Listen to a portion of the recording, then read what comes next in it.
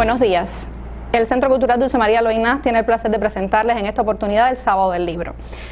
Estamos hablando del Manifiesto Comunista, Nuestra América y La Historia me absorberá. Serán los 3 títulos a presentar. La editorial Nuevo Milenio, con su sello editorial de Ciencias Sociales, tiene el gusto de presentar a Mario Antonio Padilla Torres, doctor en Ciencias Filosóficas, máster en Ciencias Históricas, profesor e investigador titular, secretario académico y jefe de proyecto del Centro de Investigaciones de Política Internacional. Buenos días a todos. Hay documentos que, aunque lleven años, cientos de años, nunca envejecen. Son documentos tan importantes que, si lo analizamos en pleno siglo XXI, podemos decir que todavía hay mucho por hacer. Y ese es el caso de la presentación que tengo el gusto de hacer en el día de hoy de 3 documentos muy importantes. El primero es el Manifiesto Comunista de Carlos Marx y Federico Engels. El segundo, el ensayo de Nuestra América de José Julián Martí Pérez. Y el tercero, el documento de La Historia me absorberá de Fidel Castro Ruz. Hablando del primer documento, del Manifiesto Comunista, es un documento muy interesante, que a pesar de ser corto, está concentrado bien toda su importancia de aquellos momentos. ¿Por qué razón?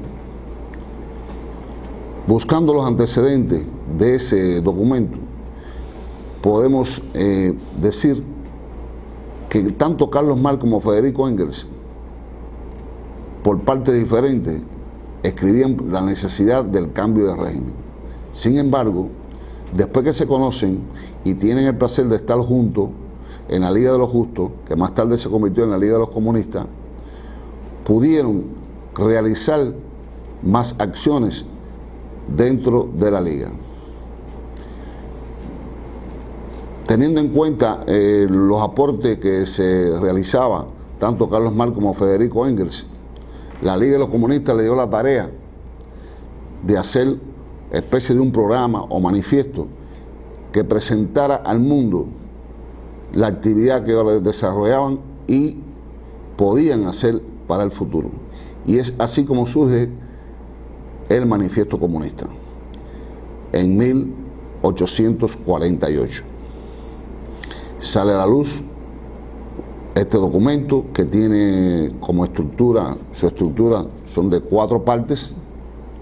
La primera está relacionada con los burgueses y proletarios, la segunda los proletarios y los comunistas, la tercera la literatura socialista y comunista, y la última la actitud ante los partidos de oposición. Es un documento de mucha importancia, y en cada uno de estas partes, de estos capítulos que yo les he mencionado, tienen un fundamento que todavía en nuestros días podemos analizarlo y se puede tener en cuenta para muchos países que aspiran a tener un mundo mejor para sus pueblos. El otro documento de vital importancia, dándole continuidad en el tiempo, es el ensayo Nuestra América, escrito por nuestro apóstol en 1891, un año de mucha turbulencia y también de trabajo de José Martí, y que tiene como antecedente también cuestiones interesantes. La primera, ya Martí había estado en la metrópoli, conocía la metrópoli. Segundo, Martí había vivido en los países latinoamericanos, conocía cómo eran las relaciones entre los propios países latinoamericanos. Y en el año 1880 llega a los Estados Unidos, es decir que 11 años después, él elabora el ensayo. Pero elabora el ensayo viendo cómo era nuestra América cuando él la estaba viviendo y cómo era nuestra América desde los Estados Unidos. Y esa relación de los Estados Unidos con nuestra América. Por lo tanto, para él fue muy importante desarrollar este documento, que muchos, también literatos, lo llaman un documento que tiene una combinación entre la prosa y la poesía, por la cantidad de imágenes y cantidad de frases bellas que plantea, que le sirve a cualquier político poder valorar hasta el punto de vista cultural este trabajo. Hay una cuestión muy interesante, es que Martí comienza precisamente haciendo un análisis de cómo están los pueblos latinoamericanos, y comienza también hablando de los pueblos de los otros países, como son los Estados Unidos fundamentalmente y Europa. Martí también toca un tema muy importante, que es el tema de la unidad. Y él planteaba, sin la unidad latinoamericana, sin la unidad de los pueblos, no es posible resolver ningún problema. Y por lo tanto le daba mucha fuerza a ese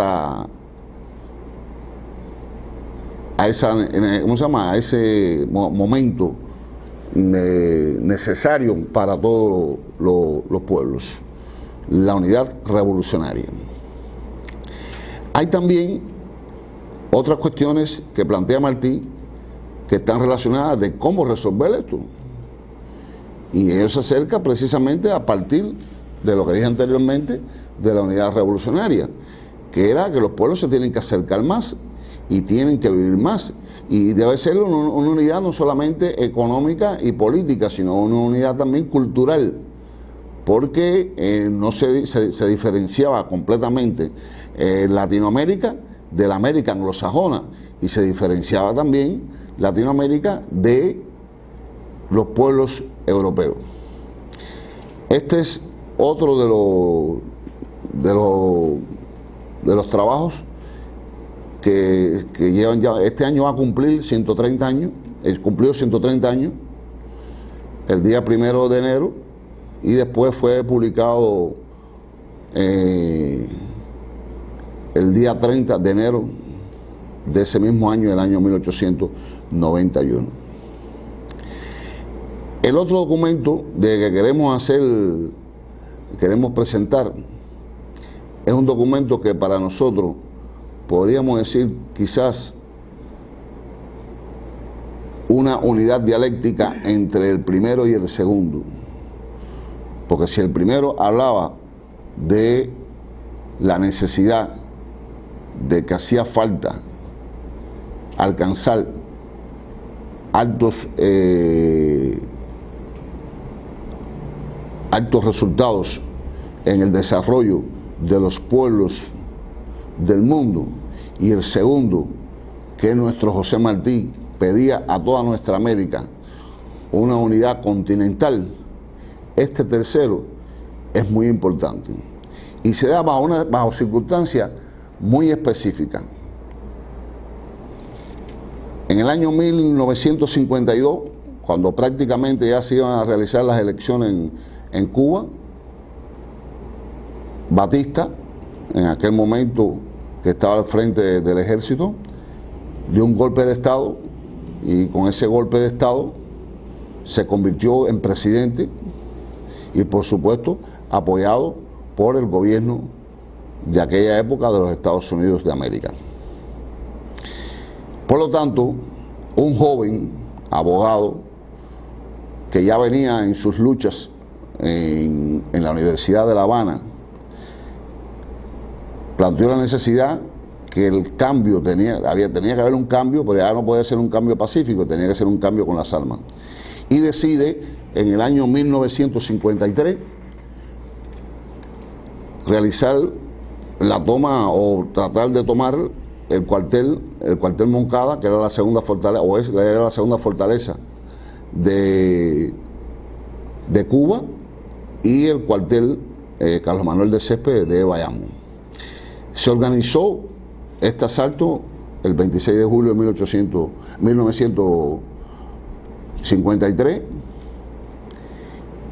Y aunque podemos decir de que quizás fue una derrota militar, no fue una derrota política. No fue una derrota política, y ahí es donde debemos centrar mayor la atención al leer este documento, porque dio a conocer al mundo entero la capacidad todavía revolucionaria que tenía el pueblo cubano para poderse enfrentar al tirano Fulgencio Batista de Saldívar. En el juicio que se celebró por los hechos, Fidel Castro realiza su autodefensa. Esa autodefensa que después se convirtió en la historia de Melchor Verán. Y una de las primeras cosas que él denunció fue todos los asesinatos que se cometieron después del asalto en Cuartel Moncada.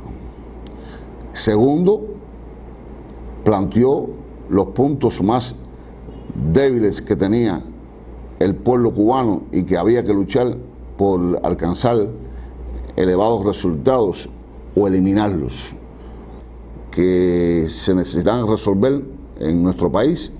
Y esos 6 problemas estaban: el problema de la tierra, el problema de la industrialización, el problema del desempleo, el problema de la vivienda, el problema de la educación y el problema de la salud.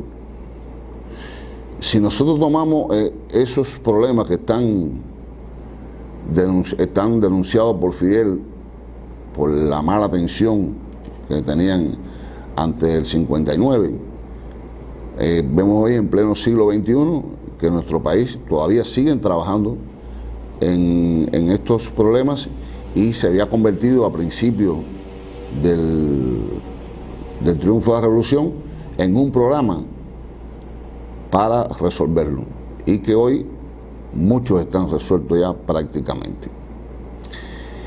Este documento es un documento que sirvió para muchos revolucionarios y sirvió para muchos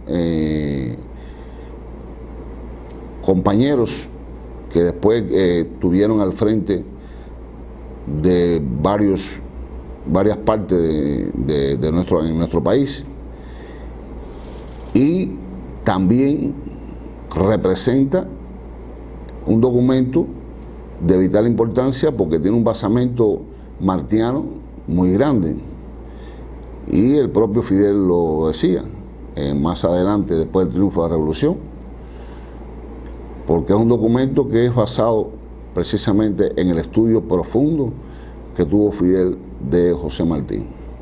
Como ustedes pueden apreciar, los 3 documentos que le he presentado no han perdido vigencia ninguno. Son documentos que cualquier revolucionario de cualquier parte del mundo, a la hora de valorar los problemas que tiene la humanidad, sabe, como decía Carlos Marx y Federico Engels en el Manifiesto Comunista, de que toda la vida de la sociedad humana ha sido la vida de la lucha de clase, desde el esclavismo hasta la actualidad del capitalismo. Y eso todavía se mantiene, porque el imperialismo en estos momentos existe, no se ha eliminado, sigue la lucha de clase en todas las regiones del mundo, lucha de clase que se manifiestan de diferentes formas. Pienso que con esta presentación breve, quiero que ustedes puedan leer, profundizar, analizar en el mundo de hoy, de cuestiones que sucedieron, documentos que surgieron en el siglo XIX, en el XX, y que hoy, en el XXI, todavía tienen su plena vigencia. Próximamente, estos documentos serán presentados digitalmente, se pueden descargar digitalmente en nuestro país.